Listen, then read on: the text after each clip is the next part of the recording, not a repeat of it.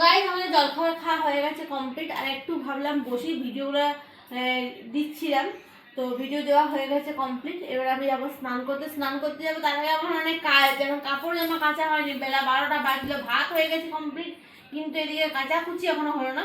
তো চলো ঝটপট করে যাই, বসে থাকলে তো হবে না, এরকম আরাম চেয়ারে কার না বসে থাকতে মন যাবে না। গাইস করবো কিন্তু করার কিছু নেই। চলো, আমাদের জীবনে আরাম বলে কিছু নেই, আমাদের জীবনে আরাম নেই, আমাদের শুধু কষ্ট কষ্ট কষ্ট করতে হবে, তবে যে হবে।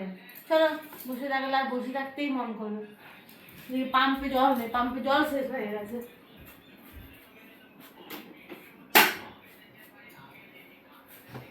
আমাদের মুড়ি, এই যে দেখতে পাচ্ছি জায়গা, এটা হচ্ছে মুড়ির জায়গা, ঠিক আছে? মুড়ি রাখি আমরা, তো এটা আমি ভেতরে রাখবো।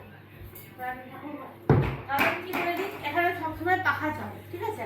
আর পাখা চলার কারণে মুড়িগুলো প্রায় সময় কেমন হয়ে যায়, মুড়িগুলো খাওয়া যায় না, খাওয়ার মানে উপযুক্ত থেকে এরকম চলে যায়, যা খাওয়ার উপযুক্ত থাকে না।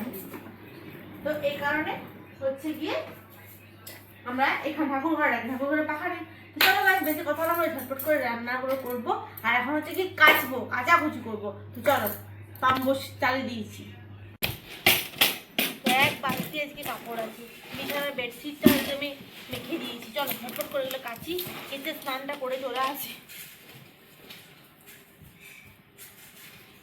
তো গাইস কাচাকুচি কমপ্লিট, আর এদিকে মেলছি।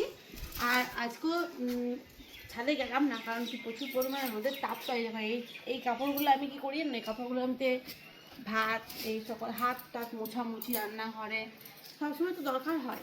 তো ওই জন্য আমি এই কাপড়গুলো সবসময় তো পরিষ্কার পরিচ্ছন্ন রাখি। আর বেটির জামাগুলো কেটে নিয়েছে, যে অনেকগুলো ছিল সেগুলো কাঁচা হয়ে গেছে।